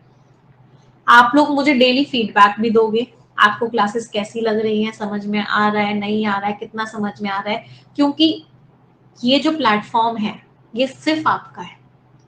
और आप ही से ये अच्छा बनेगा। तो I want daily feedback also. ठीक है, स्टार्ट करें अब। चलो अब आज का सेशन स्टार्ट करते हैं, और आज का हमारा पहला टॉपिक है जो हम स्टार्ट करने जा रहे हैं, and that is reading comprehension. पढ़ाई स्टार्ट करने से पहले हम एक प्रेयर करते हैं हमेशा, तो आज भी हम उस प्रेयर को करेंगे। सभी लोग आंखें बंद करेंगे मेरे साथ और बोलेंगे, dear God, dear universe, please help me stay focused, please help me learn and understand better, please help me stay away from all the distractions, please help me maintain a very positive attitude। 30 seconds के लिए सभी लोग अपने मन में सोचेंगे जो आप चाहते हैं जिंदगी में। Please think about it for 30 seconds.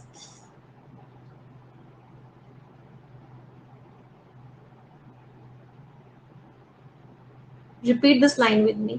Dear God, dear universe, please help each and every one of us get what we want in life।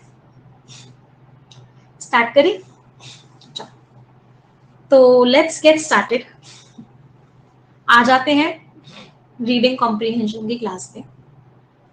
Reading comprehension basically आपके 3 तरह के आपके एग्जाम्स में आते हैं। सबसे पहले होते हैं आपके शॉर्ट आरसीज, छोटे छोटे से आरसीज होते हैं, एक एक पैराग्राफ का आरसी होता है। इसमें ये जो होते हैं जनरली आपके मेंस एग्जाम में आते हैं, प्री में नहीं देखने को मिलते, मेंस एग्जाम में आएंगे आपको सारे में। इनमें स्ट्रैटेजी क्या होती है, सबसे पहले आप क्या करोगे, इस रीडिंग कॉम्प्रिहेंशन को रीड करोगे और फिर क्या करोगे, क्वेश्चंस का आंसर दे दोगे। मतलब कोई एज सच स्ट्रैटेजी नहीं होती, ठीक है। फिर दूसरे आरसीज जो आपके आते हैं वो आते हैं स्टोरी बेस्ड आरसीज। कोई आपको कहानी सुनाई गई होती है, ऐसा हुआ फिर ऐसा हुआ फिर ऐसा हुआ। इसमें भी स्ट्रैटेजी वही सिंपल सी होती है, पहले आप रीड करोगे और उसके बाद आप क्वेश्चंस का आंसर दे दोगे।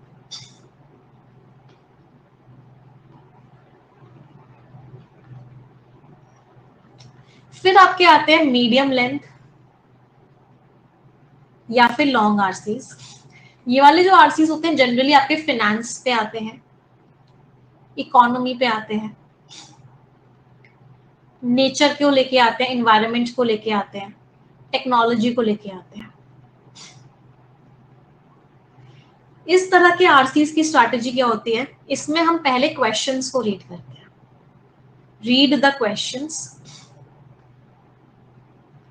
हमने क्वेश्चंस को रीड किया, उसके बाद हम क्या करते हैं, कीवर्ड्स को मार्क करते हैं। Mark keywords. कीवर्ड्स क्या होते हैं, जो भी शब्द आपको इंपॉर्टेंट लग रहा है वो आपका कीवर्ड होता है। उसके बाद हम क्या करते हैं, उसके बाद हम पैसेज को स्किम करते हैं। स्किम का मीनिंग होता है ऊपर ऊपर से पढ़ते हैं, लेकिन वो लाइंस जहां पे आपको कीवर्ड मिलता है उसको हम क्या करते हैं, उसको हम रीड करते हैं, और उसके बाद हम क्वेश्चंस का आंसर देना स्टार्ट करते हैं।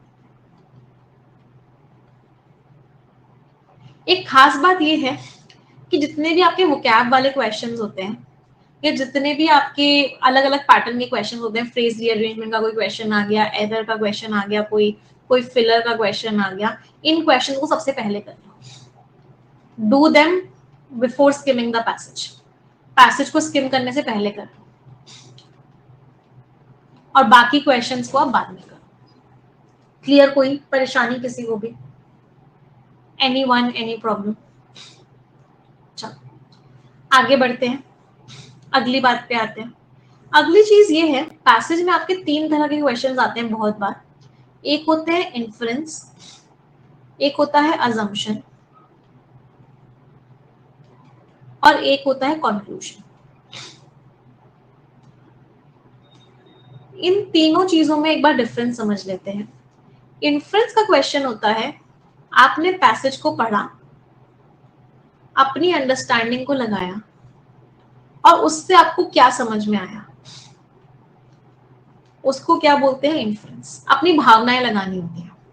अजम्पशन, आपने पैसेज को पढ़ा,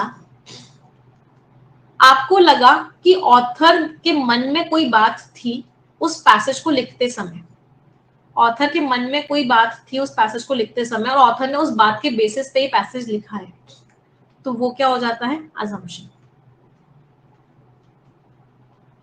कंक्लूजन होता है आपने पैसेज से पढ़ा और आपको पैसेज से ही क्या समझ में आया, वो हो जाता है आपका कंक्लूजन। एक और क्वेश्चन आता है, वो होता है समरी का। समरी में पैसेज के सारे इंपॉर्टेंट पॉइंट्स आ जाने चाहिए। पैसेज में जो जो बात लिखी हुई है, जो जो पॉइंट्स इंपॉर्टेंट हैं, वो सारे के सारे पॉइंट्स एक साथ आपके समरी में आ जाते हैं। तो इस तरह के 4 क्वेश्चंस आपके रीडिंग कॉम्प्रिहेंशन में आते हैं। अब एक एक करके आरसीज को सॉल्व करते हैं। आज हम 2 आरसीज को सॉल्व करेंगे।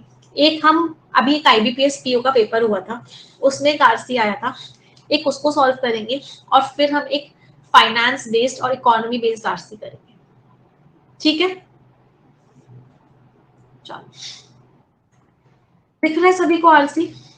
Is the RC visible to everyone? क्या समझ में आ रहा है? ये एक स्टोरी है, लॉन्ग आरसी है, लेकिन क्या है? स्टोरी है। तो अभी हमने पढ़ा, जब भी स्टोरी बेस्ड आरसी होता है तो हम क्या करते हैं? हम हमेशा उसको रीड करते हैं। चलो रीड करेंगे यहाँ से यहाँ तक। आप सभी के पास 1 मिनट का टाइम है और टाइमर के साथ करेंगे, और जितने भी आरसीज करेंगे टाइमर के साथ करेंगे, जिससे कि हमें हमारी स्पीड भी पता चले। 1 मिनट तो बहुत ज्यादा हो गया, 45 सेकेंड्स का टाइम है, रीड करेंगे। हाय मैम, पोल आ गया इतने दिनों बाद, फीलिंग ही अलग है।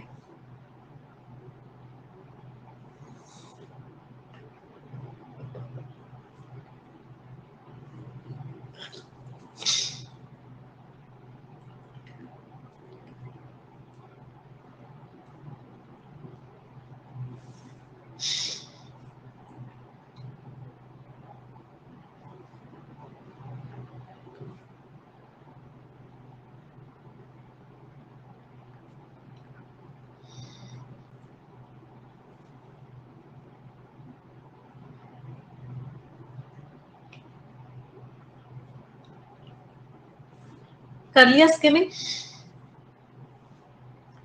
कैसे किया? वंस अपॉन अ टाइम, एक बार एक टीचर था, उस टीचर का नाम था मिस्टर एंडरसन, जिसको पढ़ाना बहुत पसंद था।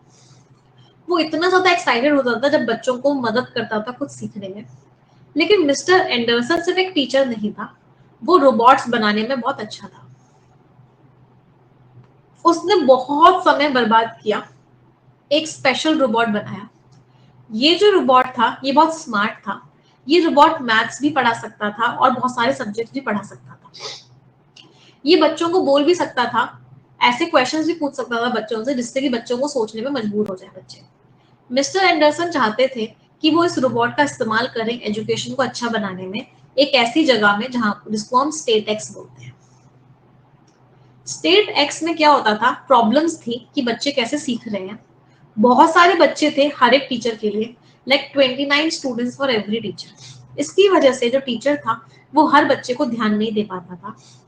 साथ ही साथ स्टेट एक्स में जो सिटी किड्स थे, बच्चे जो थे, उनके पास बहुत सारी किताबें होती थी, बहुत सारा सामान होता था सीखने के लिए। बट जो विलेज के बच्चे होते थे उनके पास ज्यादा कुछ नहीं होता था। बच्चों को बड़ी मुश्किल होती थी अफोर्डेबल वेज को ढूंढने में सीखने के लिए। पैसेज समझ आया सभी को? एवरीवन? चलो अगला पैसेज रीड करेंगे, पहले आप लोग करेंगे फिर मैं समझाऊंगी। Again 45 seconds.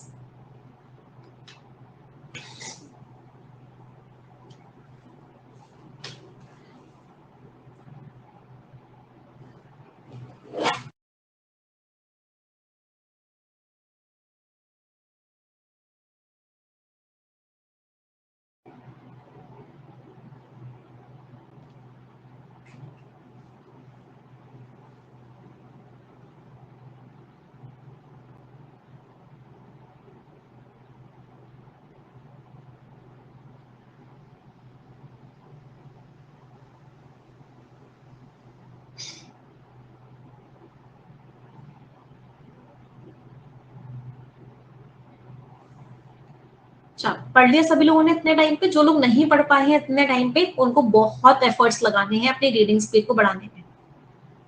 मिस्टर एंडरसन चाहते थे कि वो इन दिक्कतों को ठीक कर ले। उनको लगता था कि उनका जो रोबोट है वो मदद कर सकता था। वो ऐसे रोबोट्स बनाना चाहते थे जो स्कूल्स यूज कर सके बच्चों को पढ़ाने के लिए। उनको पैसे की जरूरत थी इस काम को करने के लिए, इसलिए वो सरकार के पास गए और सरकार से उन्होंने मदद मांगी। उन्होंने बोला कि वो ऐसे रोबोट्स बना सकते हैं, लगभग 40,000 रुपए लगेंगे हर रोबोट के। सरकार को लगा बड़ा अच्छा आइडिया है भाई।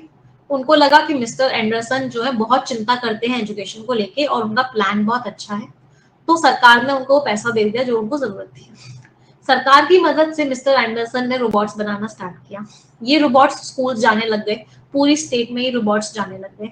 उन्होंने टीचर्स को मदद की अच्छा सिखाने में, स्पेशली वेयर उन्होंने वहां पे ज्यादा मदद की जहाँ पे बहुत सारी टीचर्स नहीं थी।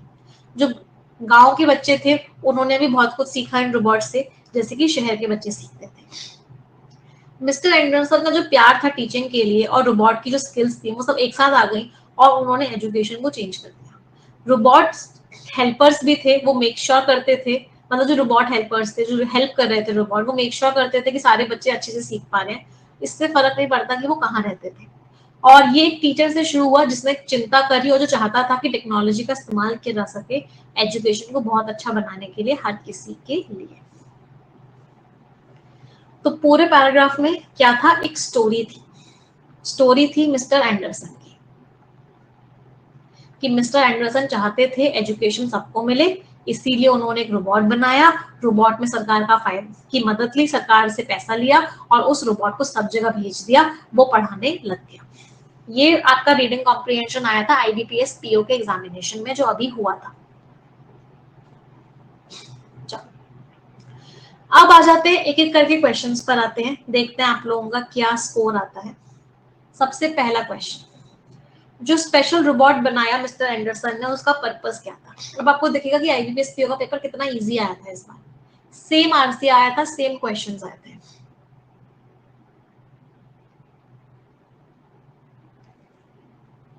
स्कूल्स क्लासरूम्स क्लीन करने के लिए, सर्कस के लिए, एंटरटेनमेंट के लिए, कुक मील्स के लिए नहीं, अलग अलग सब्जेक्ट्स को पढ़ाने के लिए। Answer is C. मैं चैट ऑफ कर रही हूँ क्योंकि मैं चाहती हूँ आप लोग बिना किसी की हेल्प से आंसर दो, तो मैं चैट ऑफ कर रही हूँ थोड़ी देर के लिए। चलो नेक्स्ट क्वेश्चन, अगले क्वेश्चन का आंसर देंगे सभी लोग।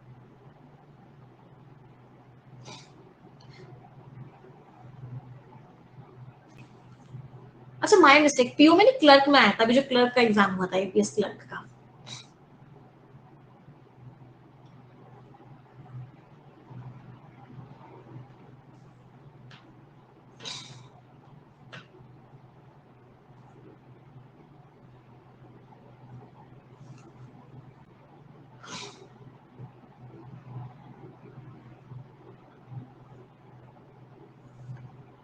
मिस्टर एंडरसन को किस चीज ने मोटिवेट किया कि वो रोबोट्स बनाए, कुकिंग, पेंटिंग, सर्कस नहीं, टीचिंग और एजुकेशन को इम्प्रूव करने के लिए। Answer is D. Next question,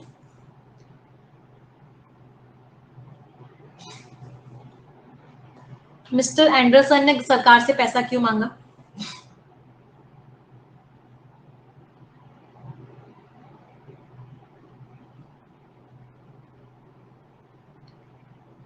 ma'am ये तो फर्स्ट क्लास का आरसी लग रहा है,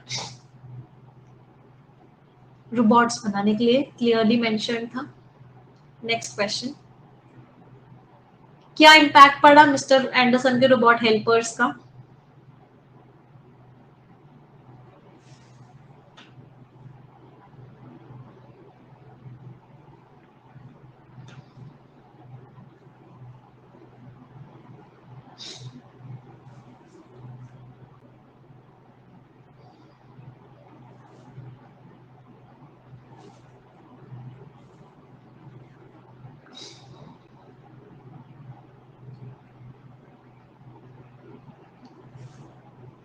क्यों चैलेंजिंग था टीचर्स के लिए कि वो इंडिविजुअल अटेंशन नहीं दे पा रहे थे बच्चों को।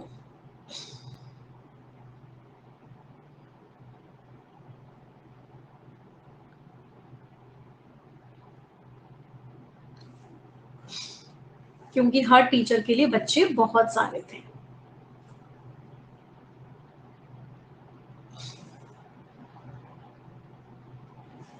गांव के बच्चे किस चीज में स्ट्रगल कर रहे थे जब पढ़ाई की बात आती है? तो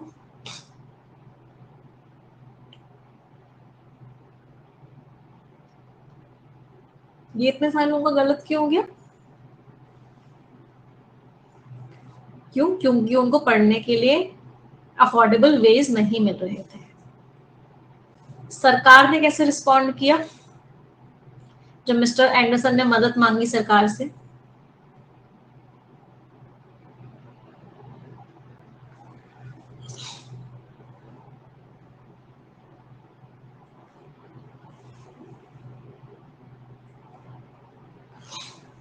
जो पैसा उनको जरूरत थी सरकार ने वो पैसा उनको दे दिया। नेक्स्ट,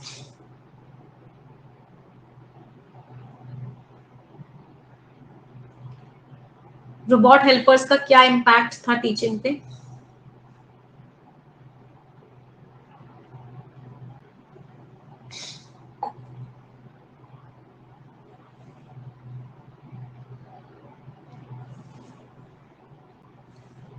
उन्होंने क्वालिटी ऑफ टीचिंग को इम्प्रूव कर दिया। नेक्स्ट, अफोर्डेबल का सिनोनिम बताना है।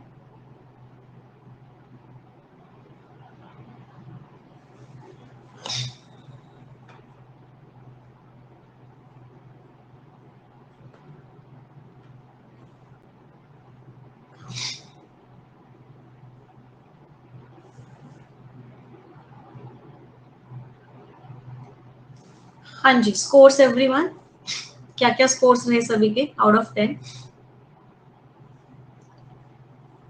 आपको पता है ये रीडिंग कॉम्प्रिहेंशन आया था आईबीपीएस क्लर्क के पेपर में, फिर भी बहुत सारे बच्चे इसको करके नहीं आ पाए।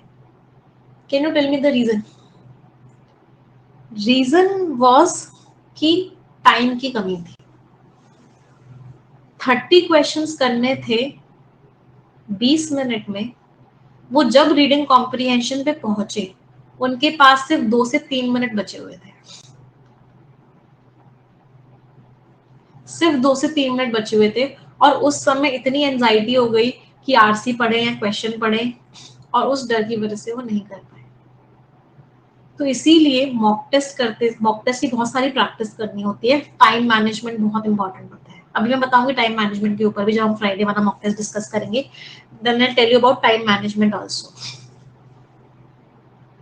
कोई परेशानी किसी को भी? एनीवन? तो ये हमने किया क्लर्क का pre level. So this passage was clerk pre level. अगर एग्जाम में ये लेवल आएगा कर लोगे? अब हम आ जाते हैं नेक्स्ट लेवल पे and that is PO pre level. अब हम क्या करेंगे? पीओ के प्री लेवल का पैसेज करेंगे। आते हैं पीओ प्री लेवल पे। दिख रहा है सभी को पैसेज? अब लॉन्ग पैसेज है। लॉन्ग पैसेज है तो पहला स्टेप क्या है? The first step is questions. Questions पे आते हैं। पहले क्वेश्चन में जो भी आपको इंपॉर्टेंट वर्ड लग रहा है उसका शॉर्ट फॉर्म करके अपनी कॉपीज में नोट डाउन कर लो। India, UAE, success. चलो अगले पर आते हैं। कीवर्ड्स मार्क करो। अभी सिर्फ जो भी इंपॉर्टेंट वर्ड लग रहा है ना उसको लिख लो। अभी हमें कुछ समझना नहीं है, सिर्फ जो भी इंपॉर्टेंट वर्ड लग रहा है उसको देखना है। India, UAE, first step. चलो अगला।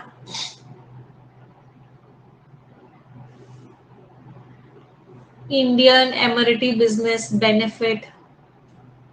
चलो अगला। RBI and central bank. अगला। India UAE benefits. अभी जो समझ में आ रहा है उसको बस लिख लो। अभी मैं समझाऊंगी पूरा पैसेज, डोंट वरी। जब भी कोई नंबर दिया जाए किसी भी क्वेश्चन में, कोई भी डेटा दिया गया है, कोई नंबर दिया जाए, कोई डेट दी जाए, उसको हमेशा से क्या करो? उसको हमेशा कीवर्ड मार्क किया करो। वो हमेशा कीवर्ड होता है, क्योंकि नंबर्स को ढूंढना, डेट्स को ढूंढना बहुत इजी होता है। तो यहाँ पे 15 दिया गया था, तो जुलाई 15 कीवर्ड हो गया। चलो अगला, अब वोकैबुलरी वाला क्वेश्चन वहीं के वहीं करते हैं। जब भी रीडिंग कॉम्प्रिहेंशन सॉल्व कर रहे हो, कोई वोकैबुलरी वाला क्वेश्चन आए, उसको वहीं के वहीं कर लो। चलो, स्टेप अप का सिनोनिम बताना है। स्टेप अप का मीनिंग क्या होता है? अप लिखा हुआ है, अप का मीनिंग क्या है? कोई चीज इंक्रीज हो रही है, कोई चीज क्या हो रही है? बढ़ रही है। टोन कैसी है? पॉजिटिव है, कोई चीज बढ़ रही है। चलो, ऑगमेंट का मतलब होता है वो चीज बढ़ रही है। एलिवेटेड का मीनिंग होता है वो चीज कम हो रही है। स्ट्रेंथन का मीनिंग क्या है? वो चीज स्ट्रॉन्ग बन रही है, बिकम स्ट्रॉन्ग। स्ट्रॉन्ग बन रही है मतलब और पावरफुल होती जा रही है।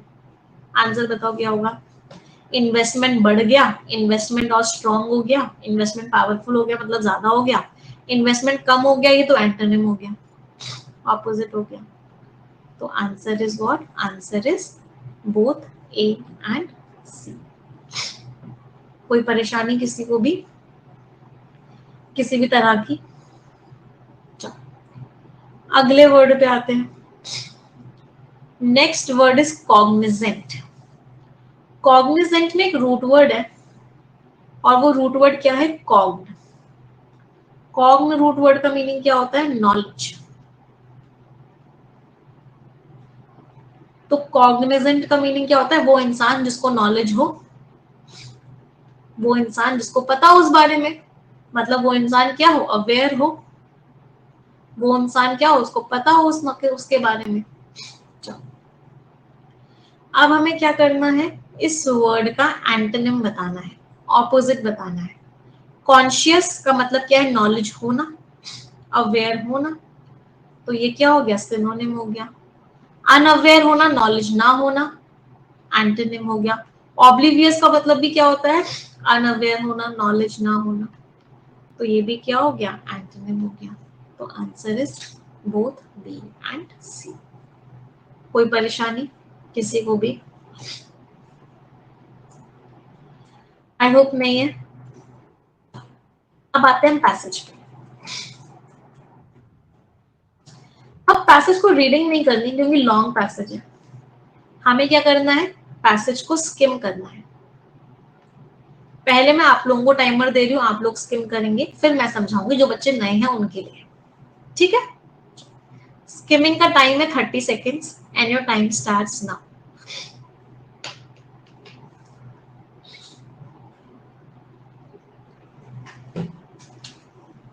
अभी मैं बताऊंगी स्किमिंग क्या होती है, डोंट वरी।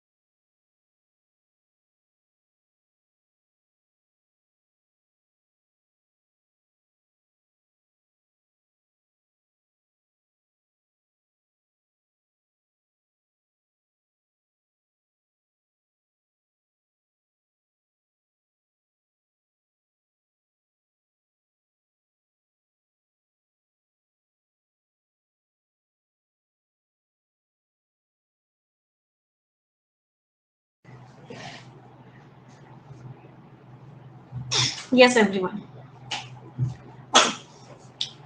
पढ़ते हैं इसको। आवाज आ रही है सभी को?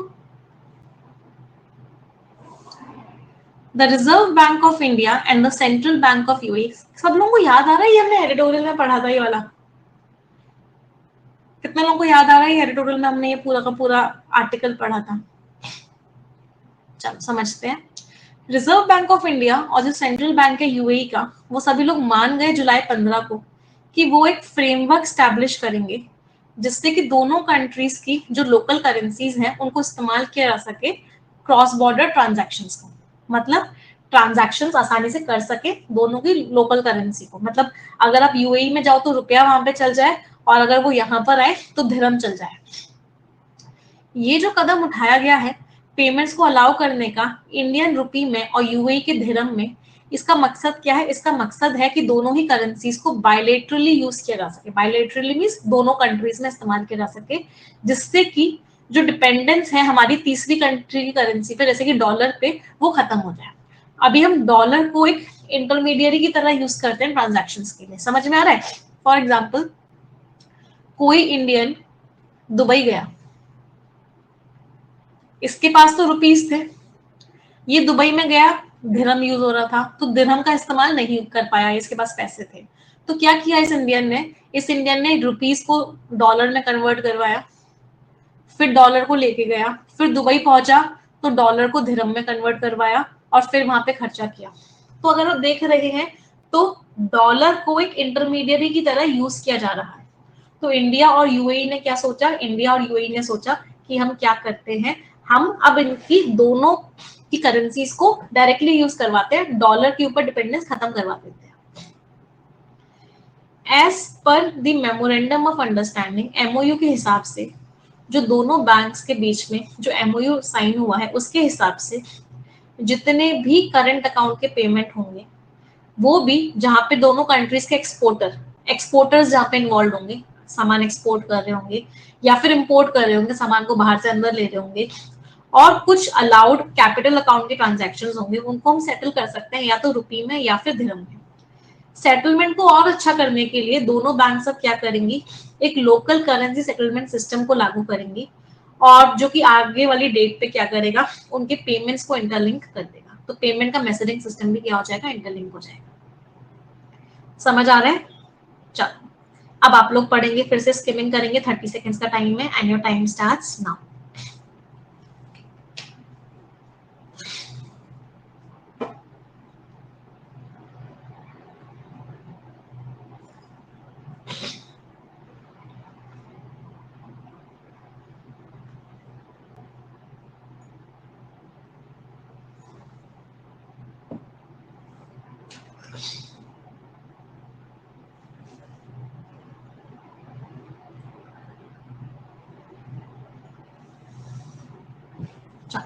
इसको समझते हैं क्या लिखा हुआ है। एक फायदा क्या होगा इस चीज का? इमीडिएट मीन्स तुरंत, तुरंत की तुरंत, consequence means impact, result. Beneficial means फायदेमंद। फायदेमंद रिजल्ट क्या होगा? अगर इस सेटलमेंट मैकेनिज्म को लगा दिया गया, क्या होगा? डेवलप हो जाएगा रुपी दिरहम फॉरेन एक्सचेंज मार्केट, एक फॉरेन एक्सचेंज मार्केट बन जाएगा, जिससे क्या होगा? हम दोनों करेंसीज का प्राइस सेट कर पाएंगे इंडिपेंडेंट, और फर्क नहीं पड़ेगा कि उनका एक्सचेंज रेट क्या है, डॉलर के साथ या यूरो के साथ। तो दूसरी कंट्रीज का इम्पैक्ट नहीं पड़ेगा उनकी करेंसी का, हम आपस में कर पाएंगे। इंडिया के जो बिजनेसेस हैं और वहां के जो बिजनेसेस हैं, उनको एक्सचेंज रेट रिस्क भी नहीं होगा। जब भी वो कोई पैसा बता रहे होंगे कि ये सामान इतने का है, ये सर्विस इतने की है, बायर्स को बता रहे होंगे, तो कोई एक्सचेंज रेट का रिस्क नहीं होगा कि डॉलर ऊपर गिरा या डॉलर नीचे गिरा तो हमारी करेंसी पे कोई इम्पैक्ट नहीं आएगा, हमारे एक्सचेंज रेट पे। इससे क्या होगा? बिजनेस आसानी से हो जाएगा और ट्रेड क्या हो जाएगा? बूस्ट हो जाएगा, ट्रेड को एनकरेजमेंट मिल जाएगा। इंडिया यूएई का जो लोकल करेंसी सेटलमेंट सिस्टम है, ये कैसा? एक प्रीकर्सर मींस एग्जांपल की तरह भी सेट हो जाएगा बाकी करेंसी के अग्रीमेंट्स के लिए, जो आरबीआई के ग्रुप ने बताया है कि ये एक इंपॉर्टेंट स्टेप हो जाएगा रुपी को इंटरनेशनलाइज करने में। तो जैसे हमने इंडिया रुपये और दिरहम को किया, हम आगे बाकी करेंसीज के साथ भी इंडियन रुपी को इंटरनेशनलाइज कर देंगे कि हमारा इंडियन रुपी अब किसी भी कंट्री में जाओ, सिंगापुर में जाओ, मालदीव्स में जाओ, सब जगह यूज हो जाए। ये जो आइडिया है लॉडेबल है, लॉडेबल मीन्स तारीफ के लायक है। इसकी जो एक्चुअल सक्सेस है वो हिंज करेगी, हिंज मीन्स डिपेंड करेगी कि किस हद तक दोनों कंट्रीज में जो बिजनेसेस हैं वो इसको अपनाते हैं। यूएई का जो ट्रेड सरप्लस है, मतलब यूएई का ट्रेड सरप्लस का मतलब क्या है कि यूएई के साथ हमारा ट्रेड बहुत ज्यादा होता है, हमारा एक्सपोर्ट ज्यादा होता है, इंपोर्ट कम होता है, उसको बोलते हैं ट्रेड सरप्लस। ट्रेड सरप्लस कब होता है? जब एक्सपोर्ट ज्यादा होता है और इंपोर्ट कम होता है। ट्रेड डेफिसिट कब होता है? ट्रेड डेफिसिट होता है जब इंपोर्ट ज्यादा होता है और एक्सपोर्ट कम होता है। तो हमारा यूएई के साथ क्या है? ट्रेड सरप्लस है, मतलब हम बहुत ज्यादा एक्सपोर्ट करते हैं यूएई में। ये बढ़ता जाएगा आने वाले महीनों में। जब से ये अग्रीमेंट चालू हुआ था मई 2022 में, उसके बाद ही बढ़ गया। जो वहां के बिजनेसेस हैं, अब उनको क्या देखना पड़ेगा? Remunerative avenues. रेम्यूनरेटिव मीन्स जो फायदा करवा से, एवेन्यूज मीन्स तरीके। तो उनको ऐसे फायदेमंद तरीके वो देख रहे हैं जिससे कि जो रुपी का फ्लो है वो आसानी से हो सके जब उनको इंडियन करेंसी में पेमेंट रिसीव करना हो। समझ आ रहा है सभी को? एवरीवन, चलो आखिरी पैसेज छोटा सा है, स्किम करेंगे सभी लोग। अभी ना मैं आपको पूरा समझा रही हूँ क्योंकि मुझे लग रहा है बिल्कुल फर्स्ट क्लास है, तो मैं आपको रीडिंग करके समझा रही हूँ। अदरवाइज एग्जामिनेशन में आएगा तो आपको रीडिंग नहीं करनी होगी। आपको क्या करना होगा? आपको स्किमिंग करनी होगी। स्किमिंग का मतलब क्या होता है? जंप कर करके पढ़ना। स्किमिंग का मतलब क्या होता है? ओवरऑल मीनिंग समझना। अभी स्किमिंग में सिखाऊंगी, डोंट वरी। चलो पढ़ेंगे इसको सभी लोग।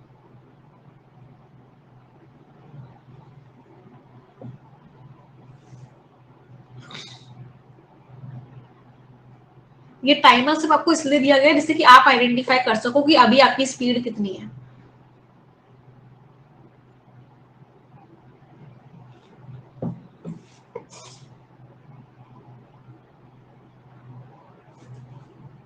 चलिए देखते हैं।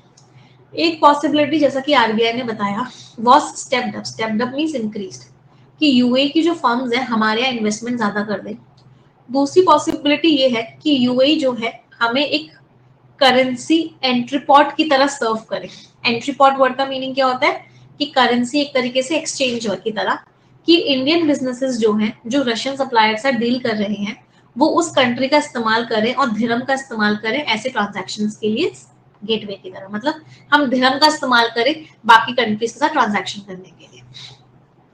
यूएई की जो प्रेडेसेसर एंटिटी है, मतलब जो पुरानी एंटिटी है जिसको बोला जाता है ट्रूशल स्टेट्स। तो यूएई से पहले क्या था? ट्रूशल स्टेट्स होती थी जो इंडियन रुपी का इस्तेमाल करती थी, फिर वो गल्फ रुपी का इस्तेमाल करती थी as de facto currency. De facto का मीनिंग क्या होता है? By facts. दो शब्द होते हैं, एक होता है डी फैक्टो और एक होता है डी ज्योर। डी ज्योर का मीनिंग क्या होता है? बाय लॉ, लॉ के हिसाब से। तो बाय फैक्ट्स मींस फैक्ट्स के हिसाब से वो करेंसी थी मिड 1960 तक। अब नेचुरल है कि हम उन रिश्तों को वापस से बना लें। अभी भी एनवायरनमेंट बदलता जा रहा है, बिजनेसेस जो है अपने डिसीजंस लेंगे इकोनॉमिक लॉजिक को लेके। मतलब क्या इकोनॉमिक लॉजिक है उसको लेके, और पॉलिसी मेकर्स को अवेयर होना पड़ेगा कि क्या क्या रिस्क आ सकती है ऐसे कदमों से, जैसे जैसे वो अपॉर्चुनिटीज का फायदा उठाने की कोशिश कर रहे हैं। पैसेज क्लियर सभी को? चलो अब आते हैं एक एक करके क्वेश्चंस पे आते हैं। पहला क्वेश्चन, इस का सक्सेस कब होगा? इंडिया और यूएई का जो करेंसी सिस्टम है, इसकी हम एक्चुअल सक्सेस कब बता पाएंगे कि ये सक्सेसफुल हो गया? जब दोनों बिजनेसेस इसको अपना लेंगे। जब इंडियन वालों ने भी अपना लिया कि कोई बात नहीं दिरहम में पेमेंट कर लो, यूएई के बिजनेस ने भी अपना लिया कोई बात नहीं रुपये में पेमेंट कर लो, यूएई के बिजनेस ने बोला कि रुपये में पेमेंट कर दो कोई दिक्कत नहीं है, इंडिया के बिजनेस ने बोला दिरहम में पेमेंट कर दो कोई दिक्कत नहीं है, उसी केसेस में तो सक्सेसफुल होगा। आंसर बताओ। International banks? नहीं। Advance payment messaging system? नहीं। यूएस कहां से आ गया बीच में? आंसर इज कि बिजनेसेस इसको किस हद तक अपना लेंगे। कोई परेशानी? चलो अगला क्वेश्चन ट्राई करेंगे, खुद से ट्राई करो पहले।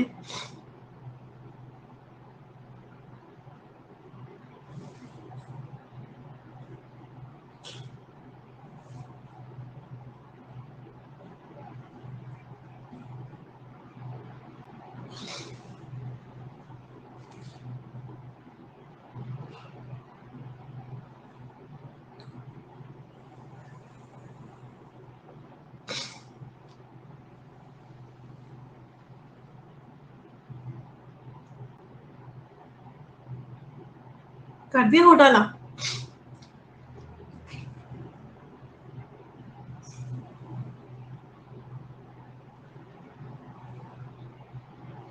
यहाँ पे एक छोटा सा ट्विस्ट था। ट्विस्ट ये था कि फर्स्ट स्टेप क्या होगा। अगर इंडिया और यूएई का लोकल करेंसी सेटलमेंट सिस्टम हो जाता है तो पहला स्टेप क्या होगा इंटरनेशनलाइजेशन। पहला स्टेप तो यही होगा ना कि यूएई के लोग इसे यूज करेंगे। फिर दूसरा स्टेप होगा कि ये बाकी कंट्रीज भी इस्तेमाल करेंगी। तो पहला स्टेप पूछा गया था। अगर इंडिया की करेंसी यूएई में यूज हो सकती है, यूएई की इंडिया में, तो पहला स्टेप क्या होगा।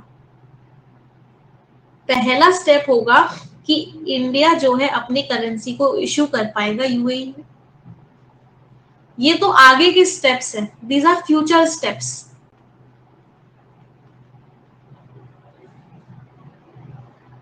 कोई परेशानी। तो आंसर इज व्हाट, बी। थोड़ा सा ट्विस्टेड क्वेश्चन था। चलो अगला क्वेश्चन। ये अगर सेटलमेंट हो जाता है तो फायदा कैसे होगा बिजनेस का, उसके भी।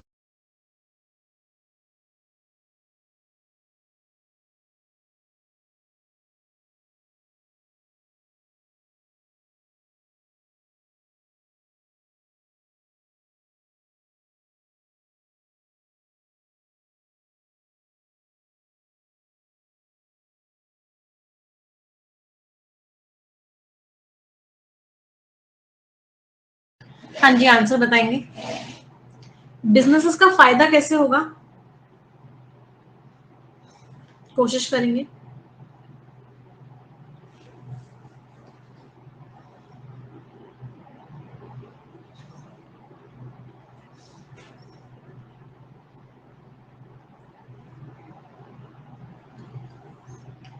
तो बिजनेस का फायदा क्या हो सकता है।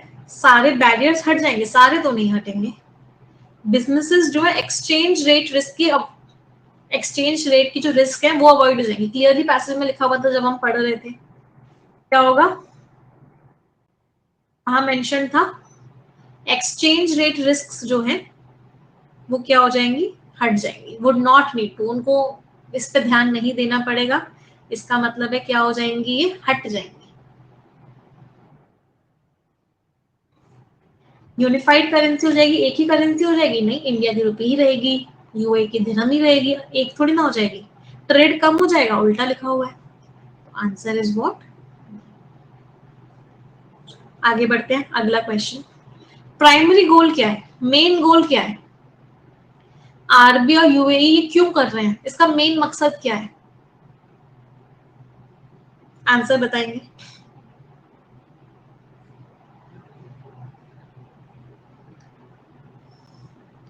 मेन मकसद क्या है।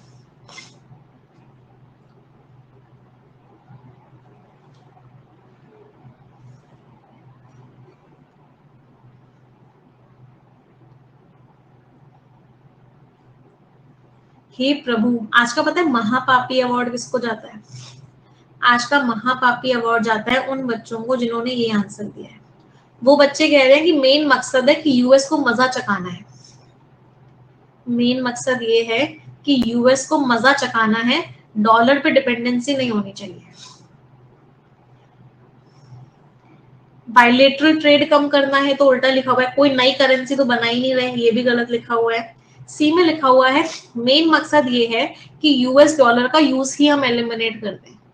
ये मेन मकसद नहीं है, ये एक सेकेंडरी चीज है जो होगी।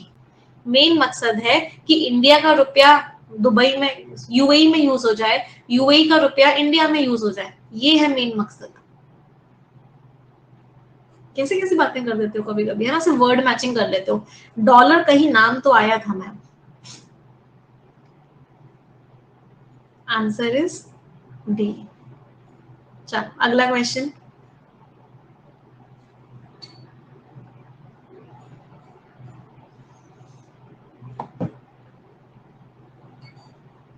इससे फायदा क्या होगा।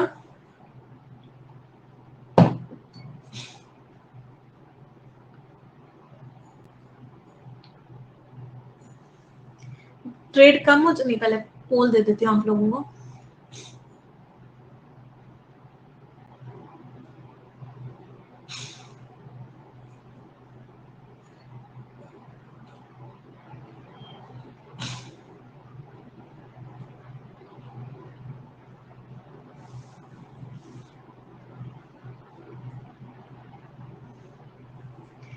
इससे फायदा होगा, ट्रेड कम हो जाएगा? नहीं। क्या यूएस डॉलर पे डिपेंडेंस बढ़ जाएगा? नहीं।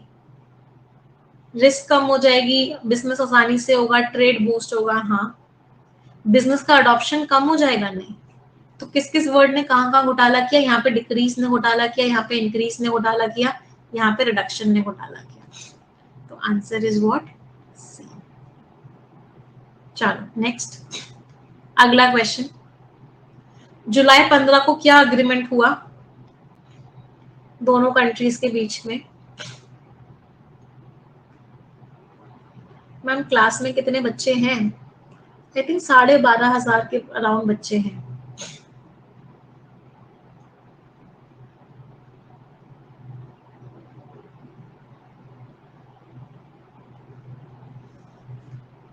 क्या क्या अग्रीमेंट रीच हुआ दोनों के बीच में? आंसर इट, पढ़ो ध्यान से फिर बताना आंसर।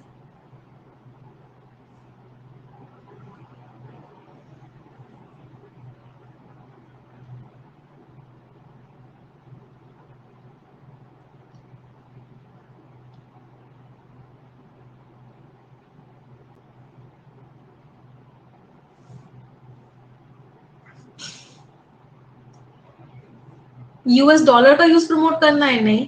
इंडियन रुपी का यूज बंद करना है? प्रोहिबिट का मीनिंग होता है बैन करना है इंडियन रुपी? नहीं। कोई नई करेंसी बनाई जा रही है क्या? नहीं। कि इंडियन रुपी और यूएई दिरहम का इस्तेमाल हो क्रॉस बॉर्डर ट्रांजैक्शंस में, हमारी कंट्री में दिरहम यूज हो जाए, वहां पे वो यूज हो जाए जब एक्सपोर्ट और इम्पोर्ट हो रहा हो। तो आंसर इज, चलो ये हमने कर ही लिया था, ये हमने कर ही लिया था। मजा आया आज के सेशन में?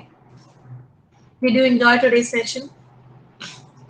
आप सभी की सारी एक्सपेक्टेशंस पूरी होंगी, डोंट वरी एट ऑल। बस जो जो मैंने आपको स्टार्टिंग में पॉइंटर्स बनाए थे उनको फॉलो कर लेना। इंग्लिश सबसे ज्यादा स्कोरिंग सब्जेक्ट होता है किसी भी एग्जामिनेशन के लिए, और मैं आपके साथ पूरी तरीके से हूँ। हम मिलके आप सभी की इंग्लिश को इम्प्रूव करेंगे, बट मेक श्योर जो कमिटमेंट्स आज मैंने आप सभी से लिए हैं आप उन सभी कमिटमेंट्स को पूरा करो। यस। दो चीजें और बताऊंगी जो मैं हमेशा अपनी लाइफ में करती हूँ और मैं चाहती हूँ कि आप लोग भी उसको फॉलो करना स्टार्ट करो। The first thing is meditation. कोशिश करो कि इसको आप 10 मिनट्स डेली करो। और दूसरी चीज है, रात को सोने से पहले बी ग्रेटफुल। जैसे मैं जब भी रोज सोती हूँ उससे पहले 2-3 लाइन्स है जो मैं अपने मन में हमेशा बोलती हूँ। सुबह उठते ही सबसे पहले 2-3 लाइन्स बोलती हूँ। Thank you God for each and everything. Thank you God for the food that I eat, for making me physically and mentally fit, for my parents, for my family, for each and everyone around me. Thank you God for all the opportunities you give me, for all the things that you have provided me, and for everything around me that is helping me become a better person. तो इस तरीके से अपनी 2-3 lines आप लिख लो gratitude की, जिन जिन के लिए आप थैंकफुल हो, और कोशिश करो कि आप इसको रोज करो, इसको रोज करो। स्टूडेंट्स आप सभी लोग मेरे लिए मेरी फैमिली जैसे हो, एंड आई वांट कि अगर आप सभी लोग मेहनत कर रहे हो तो आपको आपका मेहनत का रिजल्ट जरूर मिले। और मेहनत का रिजल्ट तब मिलता है जब हम मेहनत तो करते ही करते हैं, बट साथ में दिल में भी हम हमेशा एक पॉजिटिव फीलिंग रखते हैं। नेगेटिव फीलिंग से हमारी लाइफ खराब ही होती है। तो मेक श्योर करो कि सभी के मन में हमेशा पॉजिटिव फीलिंग्स हो, हमेशा आप ग्रेटफुल रहो, हमेशा लोगों को लेके एक लव, एक प्यार वाली फीलिंग हो, कभी किसी को लेके कोई नफरत नहीं, कोई हेटरेड नहीं, कोई जेलसी नहीं, कुछ भी ना हो। जब दिल एकदम साफ होगा, इरादे एकदम नेक होंगे और मेहनत होगी, तो ऐसा हो ही नहीं सकता कि आपको आपकी एफर्ट्स का रिजल्ट ना मिले। 100% मिलेगा, 100%। ठीक है, चलो तो आज का सेशन हम एंड कर रहे हैं। अब हम मिलेंगे कल की क्लास में परफेक्शन की, और आई होप आप लोगों के लिए हमने बहुत कोशिश की कि आप लोगों को कोई चेंज ना लगे, आप लोगों को इंटरफेस बहुत अच्छा लगे, आप लोगों को पोल मिले, लीडर बोर्ड मिले। सारी कोशिश की कि आप लोगों को कहीं भी कोई कमी फील ना हो, बट फिर भी अगर कोई कमी रह गई हो इंटरफेस में या कोई प्रॉब्लम में, तो सबसे पहले तो मैं आप लोगों को से माफ़ी मांगना चाहूँगी कि कहीं कोई कमी रह गई हो तो। और जो कमियां आपने मुझे बताई हैं पहली चीज तो आप लोगों ने मुझे बताया कि स्क्रीन का इशू है, दूसरी चीज एक डेटा कंज्यूम ज्यादा हो रहा है। इस चीज को लेके आज मैं टेक्निकल, आज तो अवेलेबल नहीं है टेक्निकल टीम क्योंकि 2 अक्टूबर है, बट कल ही मैं टेक्निकल टीम से एक मीटिंग करके आप लोगों के इन इश्यूज को भी रिजॉल्व करवाती हूँ। ठीक है, चलिए, thank you everyone, okay, bye bye.